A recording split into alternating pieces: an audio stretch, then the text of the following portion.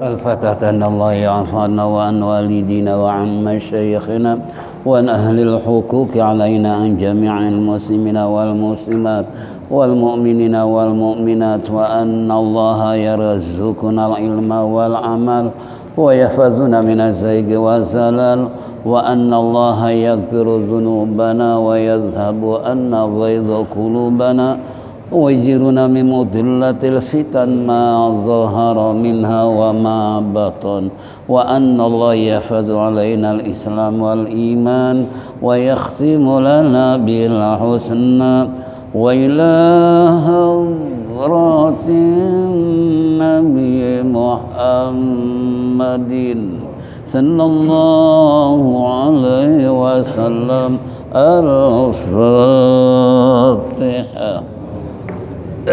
بسم الله الرحمن الرحيم.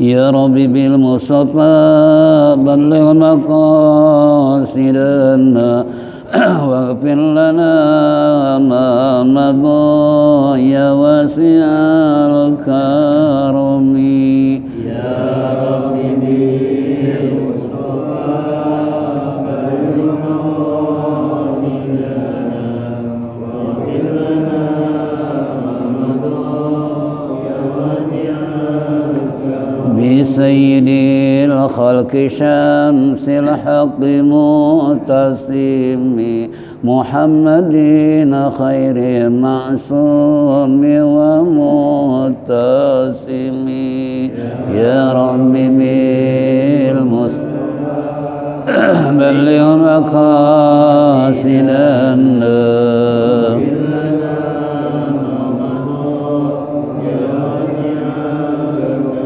له فرارة حبيب الله حجته ومصدر الفضل والعرفان والكرم يا رب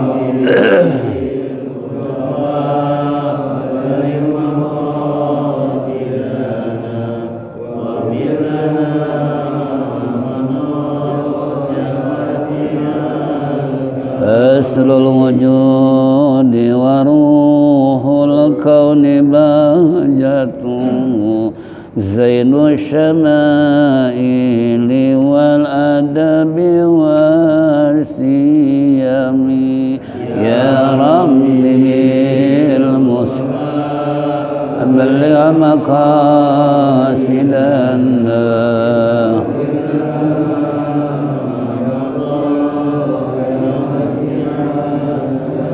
مطهر الأرض من رجس ومن درن من عبد وسن أو عبد الصنم يا رب بالمصطفى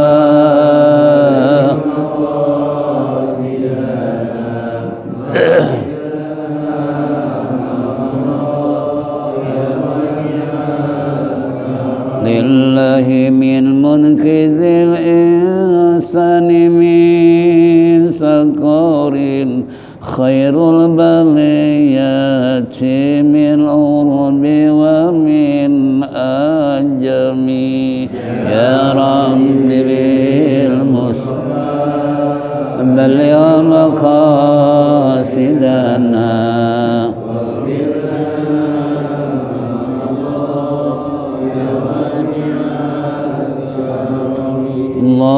اللهم صل وسلم وبارك عليه. Ma'asyiral muslimin wa zumratal mu'minin rahimakumullah. Bapak-bapak, ibu-ibu hadirin jamaah, kembali di pagi hari menjelang siang kita duduk bersimpuh bersama-sama di tempat yang mulia dalam rangka rutinitas majelis salim. Namun hari ini adalah merupakan tawakupan sementara di penghujung Sabtu bulan Sya'ban 1442 Hijriah. Mudah-mudahan dalam pertemuan terakhir selama 1 tahun ke belakang. Kita bertemu kembali nanti di bulan Syawal. Amin ya rabbal alamin. Baiklah, kita kembali akan membuka halaman 40. 72.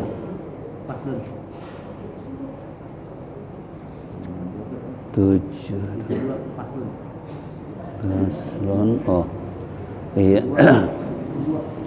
Paslon. Wa yanbaghi ayakuna laka wirdun min tilawatil kitabil aziz tudawimu ala qiraatihi fi kulli yawmin wa lailatin wa adna dzalika an taqtasira ala juz'in fayakunu dzalika fi kulli syahrin khatmatan wa a'la dzalika an takhtatima fi kulli salasati ayyam wa'lam anna tilawatil Qur'an fadlan azima wa asara fi tanwiril qalbil kabira. Qala Rasulullah sallallahu alaihi wasallam afdalu ibadati ummati qiraatul Qur'ani wa qala Aliyun karamallahu wajhah man qara'al Qur'an wa huwa qa'imun fi salati kana lahu bi kulli harfin mi'atu hasanatin wa man qara'ahu wa huwa qa'idun fi shalah kana lahu bi kulli harfin khamsuna hasanah wa man qara'ahu wa huwa kharijas salati wa huwa ala taharati kana lahu bi kulli harfin khamsun wa isyruna hasanah wa man qara'ahu wa huwa ala ghairi dhaharati kana lahu bi kulli harfin asyru hasanatin. Yang artinya musannif telah berkata dalam satu pasal tentang wayam bagi ayakunal laka, sepantasnya bahwa kamu mempunyai satu wirid min tilawatil Quran, daripada membaca Alkitabul Aziz, yakni Al-Quranul Karim, tudawimu ala qiraatihi, kamu selalu mudawamah, menetap alias istiqomah di dalam membaca kitab tersebut, yakni Al-Quran. Fi kulli yaumin wa lailatin, dalam setiap sehari semalam, wa adana, dan serendah-rendahnya yang demikian itu, antak tasiro ala juz'in, ialah engkau membaca, yaitu dari membaca tersebut ala juz'in, satu juz. Jadi antak tasiro itu membatasi, ya, minimal sehari semalam satu juz.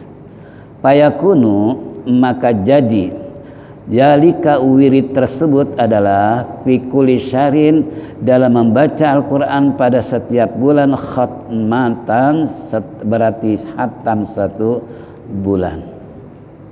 Wa'ala, dan lebih daripada itu, atau paling tinggi, paling banyak, antakhtima fi kulli salasati ayam, bahwasanya kamu menghatamkan setiap 3 hari sekali. Wa'lam, ketahuilah oleh kalian wahai saudara-saudara, anna tilawatil Quran, bahwasanya membaca Al-Quran, fadlan azima, keutamaan yang sangat besar, wa asaran, bahkan memberikan pengaruh, pinawiril qalbi kabiran, cahaya terhadap hati yang besar.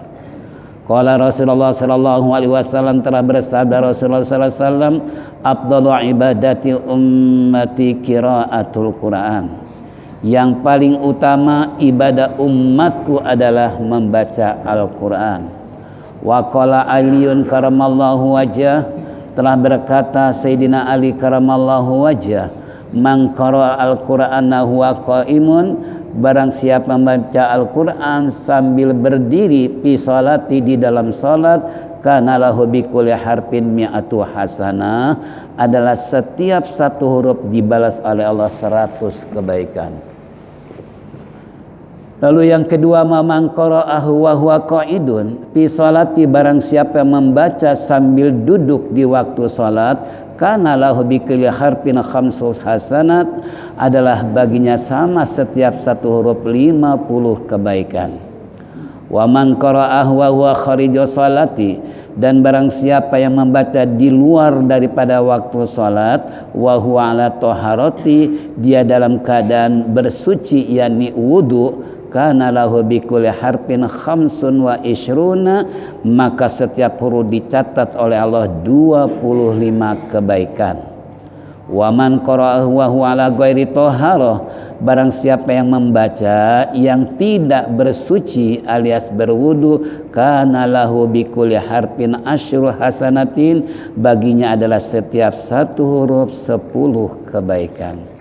Sungguh alangkah indahnya Al-Quran, sungguh alangkah pengaruh luar biasa kepada mereka yang membacanya. Makanya musannif kesimpulannya buat kita semua, jangan sampai dilewati setiap hari untuk tidak membaca Al-Quran.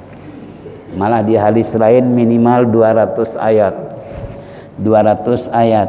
Tadi kalau kita sudah dengar sekilas bahwasanya setiap sehari semalam paling sedikit, atau kita bisa membatasi 1 juz. 1 juz berapa lembar? 10 lembar. 10 berarti 1 bulan hatam. Alhamdulillah kita setahun belum hafal apa. Jangan setahun, seumur hidup jangan. Masya Allah. Makanya saya teringat mantan wakil presiden dulu, Hamjahaz. Itu beliau hatam Quran setiap 3 hari sekali, mengamalkan hadis tadi. Itu mantan wakil presiden. Kita mantan wakil apa?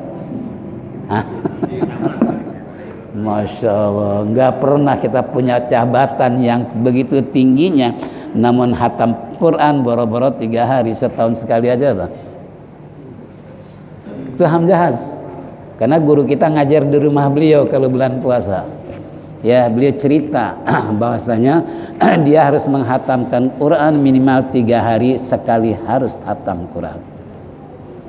Ya memang kita pun maklum karena beliau mantan wakil presiden, tinggal duduk diam apa aja. Kalau model kita ini Masya Allah luar biasa. Nah tadi katakan bahwasanya membatasi itu setelah di sini katakan pikul yaumin wa lailatin, setiap hari semalam kita batasi minimal itu 1 juz ya. Nah sehingga dalam tempo 1 bulan khatmatan menjadi hatam.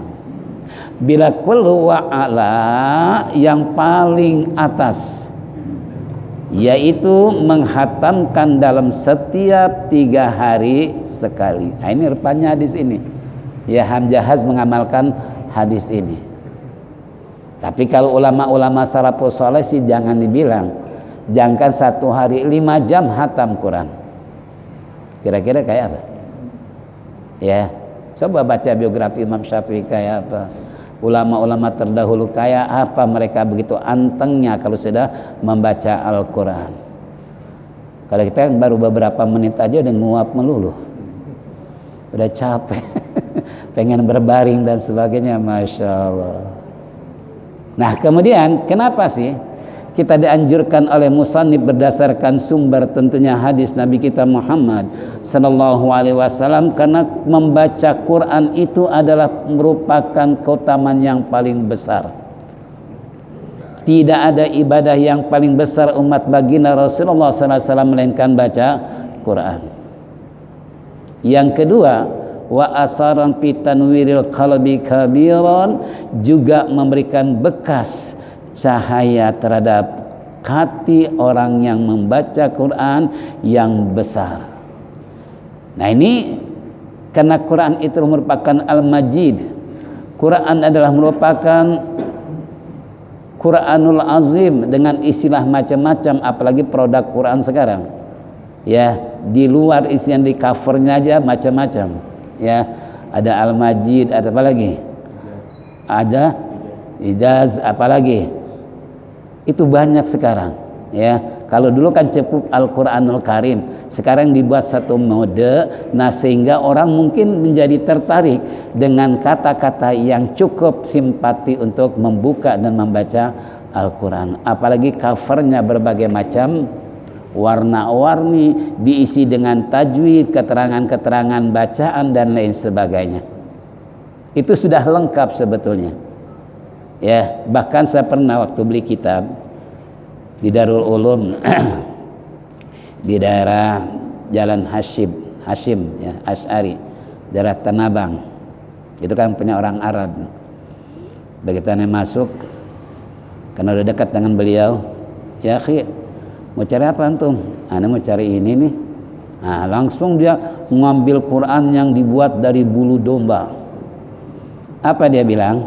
Ustaz, ini kemarin dipinjam sama sinetron untuk apa? Dipakai untuk mas kawin. Ya Allah Rabbi. Berapa disewanya? 3 juta. Lalu cuma berapa detik? Gara-gara untuk jadikan apa? Mas kawin Quran. Begitu dibuka ternyata aroma wanginya luar biasa. Lawang harganya juga bukan ratusan. Itu kan, itu baru disewa doang, gitu. Dikasih pinjam buat apa? Sinetron tentang itu. Sampai segitunya sekarang produk Al-Quran untuk lebih umat Islam kepengen baca Quran, ya. Itu sampai sedemikian rupa.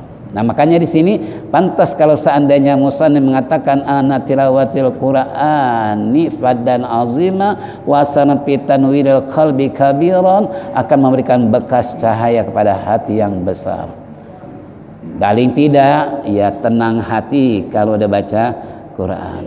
Paling tidak pahala juga sebagaimana nanti akan dijelaskan, begitu besarnya nilai pahala bagi mereka yang baca Quran. Apa yang disabdakan Rasulullah ini motivasi buat kita semua. Afdalu ibadati ummati qiraatul Quran. Yang paling utama ibadah umatku adalah membaca Al-Quran. Sekarang dunia terbalik.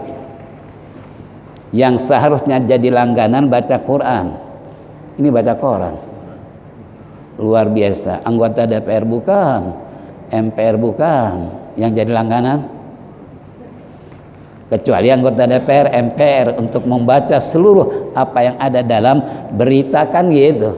Wajar-wajar saja. Nah, kalau model kita baca koran tiap hari umpamanya, gunanya buat apa? Politikus bukan. Itu kan, walaupun hak mereka, tapi secara agamis bahwasanya baginda Rasulullah SAW sudah menegaskan tadi, yang paling utama umatku dalam ibadah adalah membaca Quran.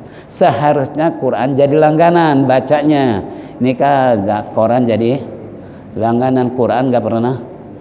Kan dunia terbalik namanya. Berita boleh dia hafal, bagian baca bismillah udah nggak benar lagi. Boro-boro Fatihah gitu kan, baca bismillah aja lah. Bismillahirrahmanirrahim. Astagfirullah. Coba, apakah ini yang namanya Islam yang mukminin atau Islam yang musingin? Ya, sampai sedemikian rupa baca Quran. Ya Allah, begitu antengnya baca Quran, majalah jadi langganan segala macam, tapi Quran gak pernah jadikan langganan untuk dibaca setiap hari.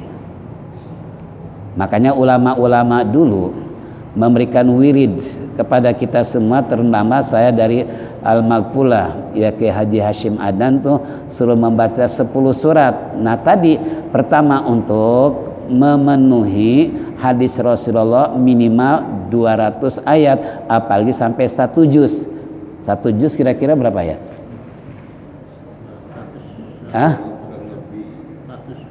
110 lebih. Nah, ini seperti itu. Nah, kalau 10 surat, Yasin, Ad-Dukhan, Al-Waqiah, Al-Muluk, Al-Kautsar, Al-Kafirun, Al-Ikhlas, Al-Falaq, An-Nas, Al-Fatihah, lebih nggak 200? Lebih. Nah, itu sampai segitunya. Ya, ini pun tidak lepas dari pesan-pesan Nabi kita Muhammad sallallahu alaihi wasallam yang mengandung hikmah di dalam bacaan 10 surat tersebut. Makanya saya bilang sama ibu-ibu, sama bapak-bapak di majelis, tolong miliki itu bacaan 10 surat. Cuma adanya di warung Saban doang. Adanya di warung. Sebab tempat lain saya udah cari nggak ada. Memang mungkin nggak diproduk lagi. Ya. Nah ini. Jadi saya anjurkan kepada mereka tolong beli 10 surat. Ya, di situ ada keterangan hadis. Di situ berikut doanya dan sebagainya tentang fadilah membaca 10 surat. Ya, makanya bapak-bapak kalau bisa miliki itu, jangan sampai enggak. Selagi ada penjelasan dari malah ibu-ibu di Al-Hijrah setiap hari Kamis baca ayat demi ayat, berikut terjemahnya, berikut penjelasannya. Kenapa? Supaya mereka bukan baca 10 surat saja, tapi bisa menanamkan ke dalam hati maksud tujuan 10 surat tersebut berdasarkan makna dan penjelasan. Bapak-bapak udah punya belum? Wah, udah punya apa belum? Lalu di warung Saban adanya, Masya Allah. Saya sih bukan promosi. Ini warung bisa jadi banyak duit nih kalau yang belanja. Kan saya bilang waktu saya ke Sidogiri, daerah Jember sana, Surabaya, itu beliau punya saham. Saldonya bukan ratusan juta tapi miliaran. Kenapa? Karena santrinya 10.000 orang beli minuman produk Sidogiri, beli sarung produk Sidogiri, jajan di warung Sidogiri. Coba kayak apa? 10.000 santri.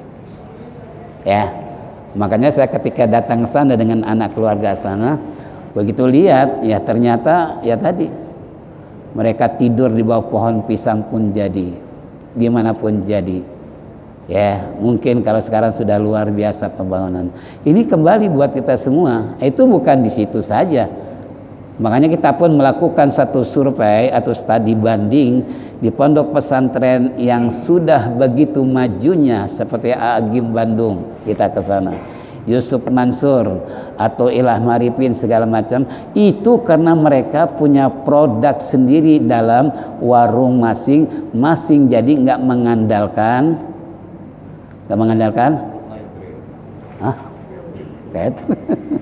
gitu kan, nggak mengandalkan apa orang nyumbang kan gitu ya.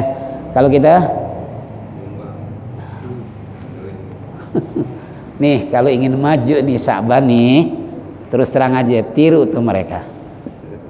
Walaupun kita sering mengatakan bahwasannya kalau ingin maju Sa'ban, warung kembangkan, semua belanja di warung Sa'ban. Sampai-sampai sekda kemarin ketika ada di warung, nih kalau misalnya nih warung jual beras aja, di sini ada jumlah umpamanya 1000 umpamanya masyarakat, katakanlah 200 aja beli beras 1 liter, di sini kali 200 sudah berapa?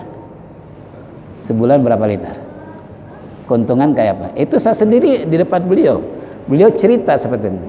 Ini bisa berkembang caranya seperti, mungkin Pak Kli waktu itu dengar apa yang dikatakan apa? Pas sekda gitu kan, bisa berkembang kalau masyarakatnya wabil khusus pengurus mau belanja, tidak ada belanja tanpa ke warung Sa'ban. Bukan berarti kita menginikan warung lain, enggak, tapi kembali kalau ingin Sa'ban ya bisa jadi Sa'ban jadi miliarder nanti, sahamnya miliaran, selama masyarakat mau andil di dalam beli apapun. Tinggal ngangkat telepon, Pak Bu Ali pesan ya apa, beras yang 10 kilo, langsung itu kan datang diantar. Masya Allah. Ini badan sakit-sakitan nih, tolong dong kirimin madu bukan madu cinta, bukan. Itu kan tinggal udah lengkap segala macam. Bila perlu gula Jawa, sampai gula Jawa ada juga coba di warung Sa'ban. Masya Allah. Ini kembali kepada kita semua. Tergantung apa? Tergantung respon masyarakat. Kalau ingin mengembangkan yayasan lebih maju, lebih subur dan makmur lagi, karena kata Allah dalam Al-Quran, ini saya sedikit simpangkan karena tawakufan selagi ingat. Kita Kemayoran ingin gak hidup berkah? Ingin gak hidup berkah?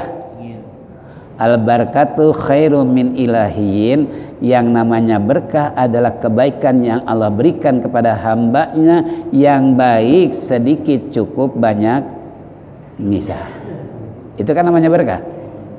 Nah sekarang dalam Al-Quran sudah Allah turunkan untuk berbicara tentang keberkahan satu kaum, satu masyarakat, satu wilayah. Apa kata Allah? Lau, di sana katakan lau anna ahlal qura amanu wa taqau la fatahna alaihim barakati minas samai wal ard walakin fa akhadnahum bima kanu yaksibun. Ini konsepnya nih kata Allah.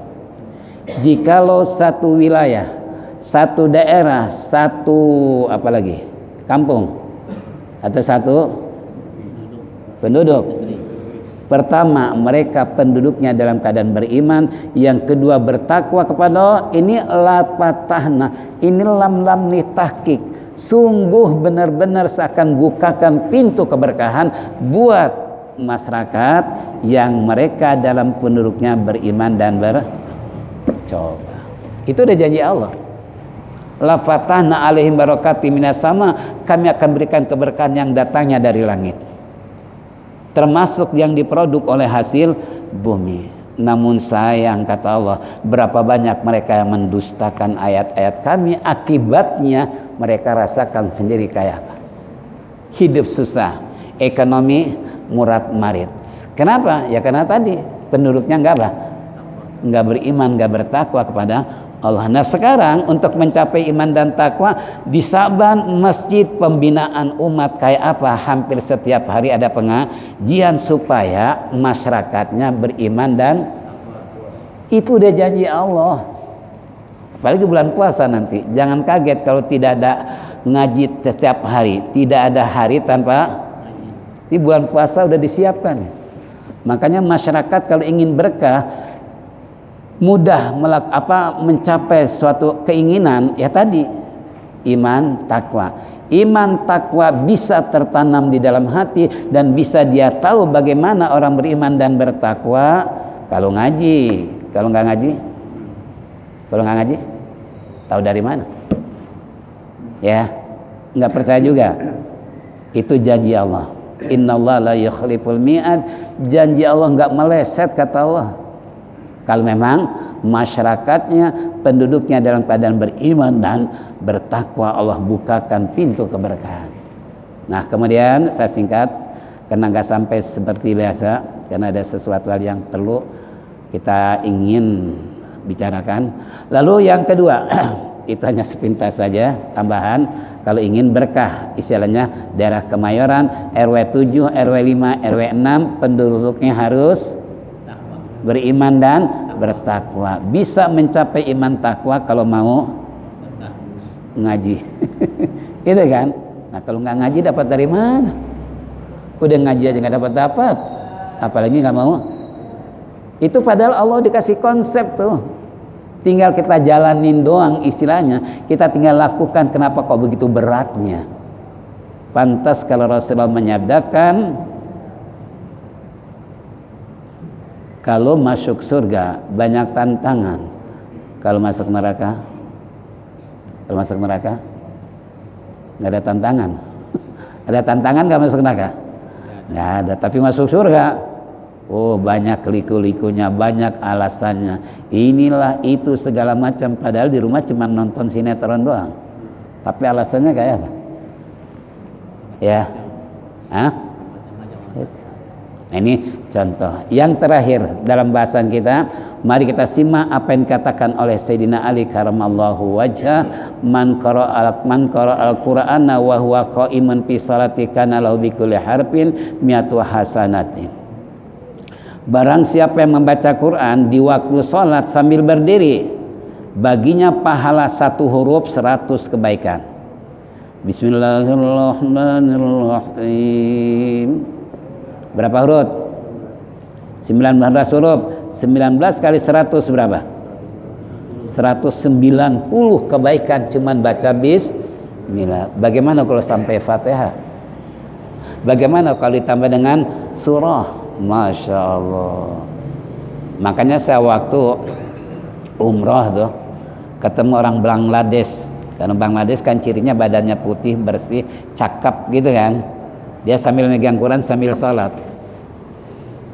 Mungkin dia punya target, mungkin selama di Mekah dia harus khatam Quran, sehingga begitu lamanya kita udah banyak sholat sunnah, dia masih diri terus sambil baca Quran.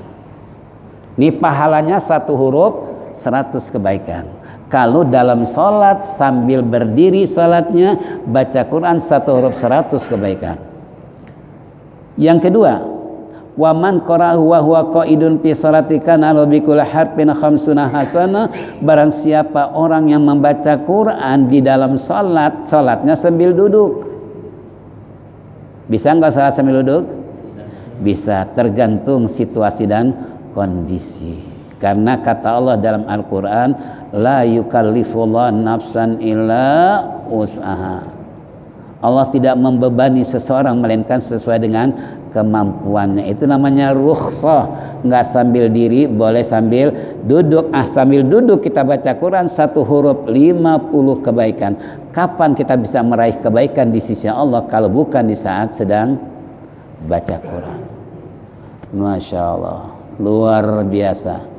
Tapi jarang kita, bukan jarang lagi kali ya. Masya Allah. Nih kembali. Makanya Anda mengajak nih kaula muda yang gagah-gagah, bapak-bapak yang sehat-sehat tuh, tolong perbanyak baca Quran. Ya, di samping Rasulullah mengingatkan ikra'ul Quran fa innahu ya'ti yaumal qiyamah syafi'a li ashabi, baca olehmu Quran sebab di hari kiamat dia memberikan syafaat kepada yang membaca. Yang kedua lagi, sering kita dengar di saat membaca tafsir, man arada ayatakallama ma'allahi falyaqra'il Quran. Siapa yang ingin berbicara dengan Allah baca Quran. Makanya bukan sekedar dijadikan sebuah istilahnya langganan saja, yang perlu kita perhatikan adalah langsung dialog dengan siapa? Dengan Allah. Kalau baca Quran dialognya dengan siapa? Nggak jelas. Kadang-kala hoak juga masuk. Kalau Quran ada hoaknya nggak kira? Nih contoh ya. Yang keempat, yang ketiga, wa man qara'ahu wa khariju salati wa huwa taharati kana lahu bi kulli harfin khamsuna ishrun. Barang siapa membaca Quran di luar daripada salat, artinya kita tadarusan bulan Ramadan nanti ini umpamanya, atau setelah setiap habis salat wajib baca 10 surat atau baca sekian surat segala macam, tapi dalam kondisi dia punya wudu. Kana lahu bi kulli harfin khamsuna wa ishrun, dia punya pahala satu huruf 25 kebaikan. Kalau baca di luar salat. Yang terakhir, barang siapa orang baca Quran ala ghairi toharoh, dia tanpa bersuci, tanpa berwudu, kana lahu bikulli harfin asyru hasanatin, adalah baginya satu huruf sama dengan 10 kebaikan. Ini Sayyidina Ali yang berkata, yang merupakan mantu Nabi Muhammad SAW yang paling cerdas. Sehingga Ali telah, baginda Rasulullah telah mengakui cerdasnya Ali. Ana madinatul ilmi Ali babuha. Saya gudangnya ilmu, tapi gerbangnya Ali. Berarti kalau sebelum menghadapi Rasulullah, hadapi dulu tuh Ali. Karena gerbang bisa terbuka kalau gudang bisa masuk ke dalam gudang kalau pintunya terbuka. Sayyidina Ali ini mantunya Rasulullah, dianggap oleh Rasulullah ana madinatul ilmi Ali babuha. Saya adalah gudangnya ilmu, kata Rasulullah dalam sabdanya, Ali sebagai pintu gerbangnya. Orang bisa masuk gudang kalau pintunya dibuka. Tuh sampai begitu pujian baginda Rasulullah SAW. Inilah hadirin jamaah rahimakumullah. Bukan ana enggak mau melanjutkan tentang masalah kajian, insya Allah kasih tanda Syawal. Ya, karena kebiasaan mu'alim penganjurin sama muridnya kalau tawakufan kasih tanda Syawal. Ya, artinya ada doa di situ supaya panjang umur ketemu di bulan Syawal. Bukan tulisannya doang, tapi mengandung apa? Mana? Inilah saya kira yang terakhir sebelum ditutup dengan zikir tauhid. Tentunya Al-Fakir selama 1 tahun ke belakang sering melakukan hal yang kurang berkenan di hati para jamaah, umumnya para pendengar di rumah di masing-masing. Apabila ada kekurangan kesalahan dalam kajiannya atau dalam menyampaikan tentang pembahasan maupun pembacaan, ada yang kurang dan keliru, mohon dibukakan pintu maaf lahir maupun batin atas kekurangan kesalahan tersebut. Yang kedua, minta doa, mudah-mudahan sehat selalu, panjang umur, sehingga kita bisa bertemu nanti di bulan Syawal dan kita menghadapi bulan suci Ramadan. Mudah-mudahan Allah senantiasa memberikan taufik dan hidayah, rahmat dan inayah. Kita bisa istiqomah di dalam ibadah sehingga kelak kita semua mati husnul khatimah. Amin ya rabbal alamin. Baiklah, kita tutup dengan zikir tauhid. Falyatafaddal masykura.